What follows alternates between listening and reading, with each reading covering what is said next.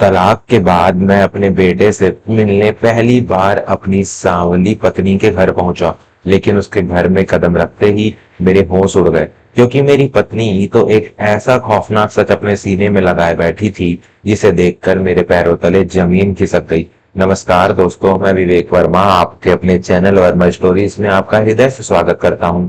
दोस्तों, हमारे समाज की एक बहुत बड़ी कड़वी सच्चाई यह है कि हम किसी इंसान की परख उसके बाहरी रंग रूप से करते हैं। एक गोरा चेहरा हमें इतना आकर्षित कर लेता है कि हम उसके पीछे छिपे काले हृदय को नहीं देख पाते, और एक सांवला या साधारण सा चेहरा हमें इतना खटकता है कि हम उस इंसान के भीतर छिपे त्याग, समर्पण और संस्कारों की हत्या कर देते हैं। हम भूल जाते हैं कि शरीर की सुंदरता तो ढलती उम्र के साथ मिट्टी में मिल जाती है, लेकिन आत्मा की सुंदरता जीवन भर इंसान का साथ निभाती है। आज की हमारी कहानी एक ऐसे ही रूप के घमंड में अंधे हो चुके पति और एक ऐसी सांवली पत्नी की है जिसके मौन त्याग ने पूरे परिवार की परिभाषा ही बदल कर रख दी। यह कहानी आपको भीतर तक झकझोर देगी। सुजानगढ़ नाम के एक शहर में शशांक नाम का एक नौजवान रहता था। शशांक दिखने में बहुत ही आकर्षक, गोरा और ऊंचे कद का था। उसने उच्च शिक्षा प्राप्त की थी और एक बहुत बड़ी संस्था में ऊंचे पद पर कार्यरत था। शशांक को अपने रूप, अपनी शिक्षा और अपनी दौलत पर बहुत घमंड था। शशांक के पिता नीलकंठ जी एक बहुत ही सुलझे हुए और संस्कारी व्यक्ति थे। वे जानते थे कि उनके बेटे के भीतर घमंड का जहर भर चुका है, जिसे केवल एक संस्कारी जीवन साथी ही निकाल सकती है।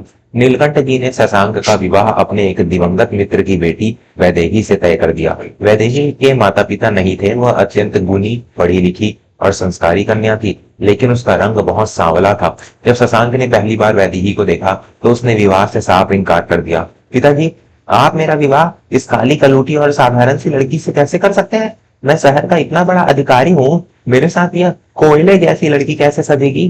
मेरे दोस्त और समाज के लोग मुझ पर हंसेंगे, शशांक ने क्रोधित होकर कहा था। लेकिन नीलकंठ जी अपने निर्णय पर अडिग रहे। शशांक रूप 2 दिन का मेहमान होता है। वैदेही के भीतर जो संस्कार हैं वो इस घर को स्वर्ग बना देंगे। अगर तूने यह विवाह नहीं किया तो मैं अपनी सारी संपत्ति किसी अनाथालय को दान कर दूंगा और तुझे इस घर से निकाल दूंगा।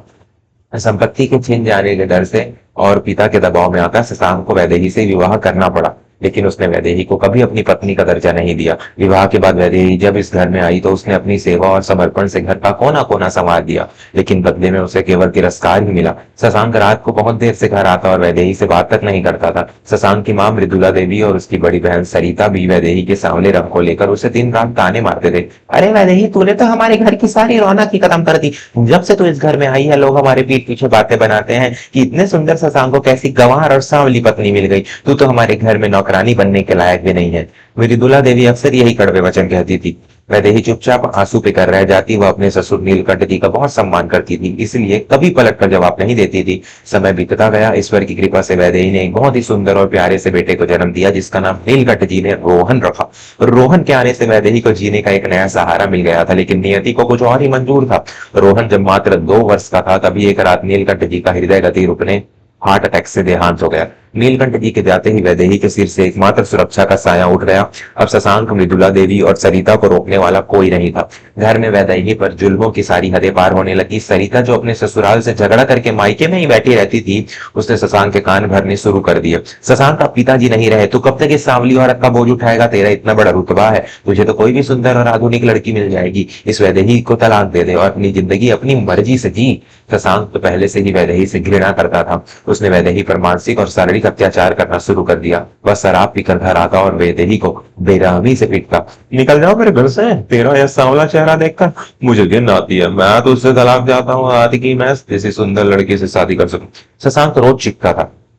एक रात जब शशांक ने नशे की हालत में वैदेही पर हाथ उठाया तो उसे घर से बाहर निकालने की कोशिश की, तो वैदेही का स्वाभिमान जाग उठा। जिस औरत ने सालों तक हर ताना सहा था, उसने तय कर लिया कि अब वह अपने बेटे को इस जहरीले माहौल में बड़ा नहीं होने देगी। उसी रात जब पूरा घर सो रहा था, वैदेही ने अपना थोड़ा सा सामान बांधा, अपने छोटे से बेटे रोहन को सीने से लगाया और हमेशा के लिए उस घर की चौखट पार कर गई। उसने जाते समय शशांक के कमरे में एक पत्र छोड़ दिया था, जिस पत्र में लिखा था, शशांक जी, आपने हमेशा मेरे रंग से नफरत की, मेरी आत्मा को कभी नहीं देखा। मैं आपको आपके इस घुटन भरे रिश्ते से हमेशा के लिए आजाद कर रही हूँ। मैं खुद आपको तलाक के कागजात भेज दूंगी। मुझे आपसे आपकी दौलत से 1 रुपया भी नहीं चाहिए। मेरा बेटा ही मेरी असली दौलत है। अगले दिन जब शशांक और उसके परिवार ने वह पत्र पढ़ा तो वे दुखी होने के बजाय खुशियां मनाने लगे। कुछ ही महीनों में कानूनी रूप से उनका तलाक हो गया। वैदेही ने अदालत में भी एक भी पैसे की मांग नहीं की। वह अपने बेटे को लेकर किसी अनजान शहर में चली गई। शशांक ने खुद को आजाद महसूस किया। कुछ ही समय बाद उसने अपने ही दफ्तर में काम करने वाली एक अत्यंत गोरी, सुंदर और आधुनिक लड़की रूपाली से विवाह कर लिया। रूपाली देखने में किसी अप्सरा जैसी थी। शशांक की मां मृदुला देवी और बहन सरिता भी बहुत खुश थी कि अब उनके घर में एक सुंदर बहू आ गई है। लेकिन यह खुशी बहुत दिनों तक नहीं टिक पाई। रूपाली का स्वभाव अत्यंत घमंडी और स्वार्थी था। विवाह के कुछ ही दिनों बाद उसने घर में कलेश करना शुरू कर दिया। उसे घर का कोई भी काम करना पसंद नहीं था। वह दिन भर सजने संवरने और पैसे लुटाने में व्यस्त रहती। मृदुला देवी ने जब उसे टोकना चाहा तो रूपाली ने पलटकर जवाब दिया, "हाँ, देखिए माँ जी, मैं कोई वैदेही नहीं हूँ जो आपकी गालियां सुनूंगी। मैं इस घर की मालकिन हूँ। अगर आपको इस घर में रहना है तो मेरी मर्जी से रहना होगा, वरना आप अपना रास्ता नाप सकती हैं।" शशांक रूपाली के रूप के नशे में इतना अंधा था कि वह अपनी माँ के अपमान पर भी चुप रहता था। धीरे धीरे घर का माहौल नरक बन गया। सरिता की नीयत भी खराब हो गई थी। एक दिन सरिता घर की तिजोरी के सारे कीमती गहने और बहुत सारे नकद पैसा चुराकर किसी अनजान आदमी के साथ भाग गई। मृदुला देवी इस सदमे से टूट गई। उनके शरीर पर लकवा फैला, रिसिस मार गया और वह बिस्तर पर पड़ गई। जब मृदुला देवी लकवाग्रस्त हो गई तो रूपाली का असली और भयानक रूप सामने आ गया। "शशांक, मैं इस बुढ़िया की गंदगी साफ नहीं कर सकती। इसे किसी वृद्धाश्रम में छोड़कर आओ, वरना मैं यह घर छोड़कर जा रही हूँ," रूपाली ने चीखते हुए कहा। शशांक, जो अपनी पत्नी की सुंदरता का गुलाम बन चुका था, उसने अपनी जन्म देने वाली लकवाग्रस्त मां को शहर के एक सरकारी वृद्धाश्रम में लावारिस छोड़ दिया।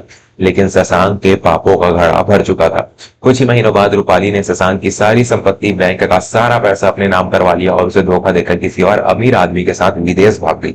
शशांक पूरी तरह से बर्बाद हो गया। उसकी नौकरी छूट गई, वह कर्ज में डूब गया और दाने दाने को मोहताज हो गया। जब उसे अपनी भूल का एहसास हुआ तो वह अपनी मां को ढूंढने उस वृद्धाश्रम गया। लेकिन वहां पता चला कि उसकी मां कुछ महीने पहले ही वहां से कहीं चली गई है। उनका कोई अता पता नहीं है। 5 साल बीत चुके थे। शशांक एक बहुत ही दयनीय जीवन जी रहा था। उसे अपने किए पर भयंकर पश्चाताप हो रहा था। उसे अपने बेटे रोहन की बहुत याद आने लगी। वह जानना चाहता था कि वैदेही और उसका बेटा किस हाल पे होंगे। बहुत खोजबीन करने के बाद एक पुराने परिचित से शशांक को वैदेही के शहर और उसके घर का पता मिल गया। शशांक ने सोचा कि वैदेही किसी झोपड़ी में बहुत ही गरीबी और बदहाली में रह रही होगी। वह रोहन से मिलना चाहता था। शशांक ट्रेन पकड़कर उस शहर में पहुंचा। दिए गए पते पर जब वह गया तो उसके सामने एक बहुत ही विशाल, सुंदर और शांत घर था। घर के बाहर एक बड़ी सी तख्ती लगी थी और जिस पर लिखा था, "नीलकंठ विद्यापीठ एवं आश्रय"। शशांक हैरान रह गया। उसने कांपते कदमों से उस घर का दरवाजा खोला और आंगन में प्रवेश किया। अंदर का नजारा देखकर शशांक के पैरों तले जमीन खिसक गई। आंगन में एक तरफ बहुत सारे बच्चे पढ़ाई कर रहे थे और आंगन में बीचों बीच एक आराम कुर्सी पर एक वृद्ध महिला बैठी हुई थी। एक 7 साल का अत्यंत ही होनहार और सुंदर बच्चा उस वृद्ध महिला के पैर दबा रहा था और एक महिला जिसने बहुत ही सादी सूती साड़ी पहनी हुई थी, वह अपने हाथों से उस वृद्ध महिला को दलिया खिला रही थी। वह महिला वैदेही थी। वैदेही के चेहरे पर आज एक अद्भुत तेज और आत्मविश्वास था। उसका सांवला रंग आज किसी देवी की आभा जैसा चमक रहा था। लेकिन शशांक का हृदय तब फटा जब उसने उस कुर्सी पर बैठी वृद्ध महिला का चेहरा देखा।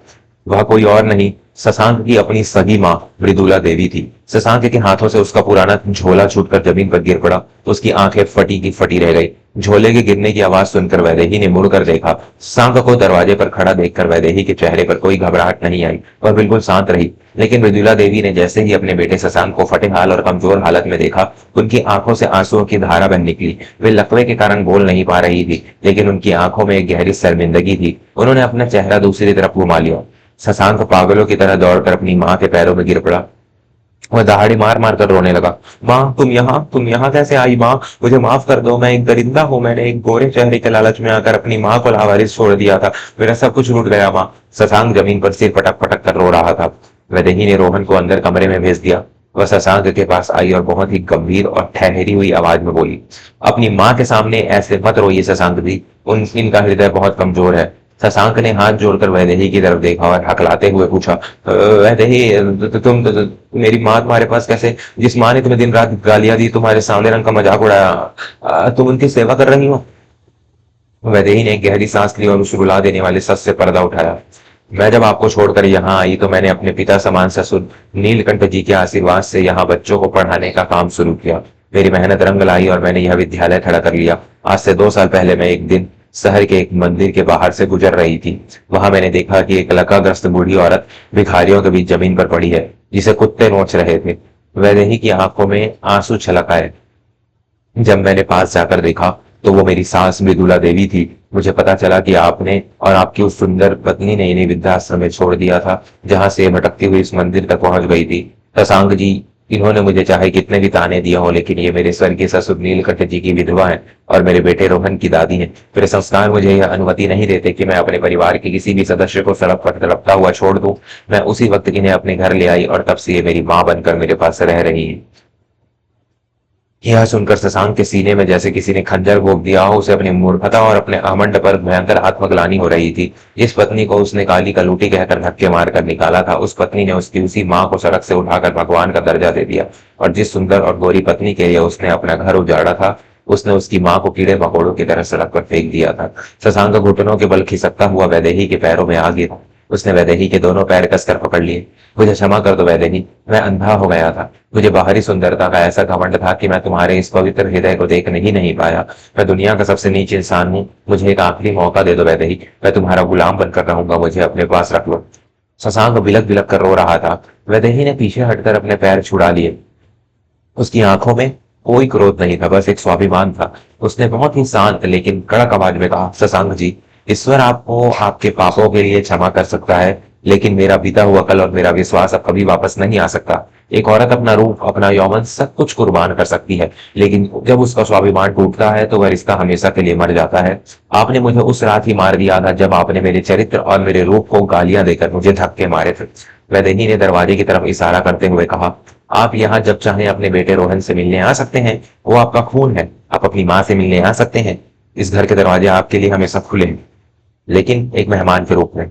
मेरी जिंदगी में एक पति के रूप में अब आपके लिए कोई जगह नहीं है। शशांक अवाक रह गया। उसे अपनी सजा मिल चुकी थी। वह रोते हुए अपनी माँ के पैर छूकर उस घर से हमेशा के लिए बाहर निकल गया। उसे समझ आ गया था कि उसने कांच के टुकड़ों को चुनने के चक्कर में अपने हाथों से असली हीरा गंवा दिया है। दोस्तों, जीवन में सुंदरता का पैमाना कभी भी चेहरे का रंग नहीं होता। गोरा रंग समय के साथ झुर्रियों में बदल जाता है, लेकिन इंसान की नियत, उसके संस्कार और उसका त्याग उम्र भर चमकता रहता है। जो इंसान रिश्तों को केवल दिखावे और बाहरी सुंदरता के तराजू पर तौलता है, उसका अंत शशांक की तरह ही अकेलेपन और पछतावे में होता है। माता पिता और एक सच्चा जीवन साथी ईश्वर का सबसे बड़ा आशीर्वाद होते हैं। इन्हें कभी भी अपने झूठे अहंकार की भेंट न चढ़ने दे। अगर आज की इस मर्मस्पर्शी कहानी ने आपके हृदय के किसी तार को झंकृत किया हो और आपको सोचने पर विवश किया हो, तो इसे अपने परिवार और मित्रों के साथ अवश्य साझा करें। अपनी अमूल्य राय हमें टिप्पणियों में लिखकर बताएं कि क्या वैदेही ने शशांक को माफ न करके सही किया। मैं विवेक वर्मा जल्द मिलूंगा आपसे एक और नई मर्मस्पर्शी और प्रेरणादायक कहानी के साथ। तब तक के लिए इंसानियत का सम्मान करें, बाहरी दिखावे से दूर रहें और जीवन में हमेशा खुश रहें। धन्यवाद।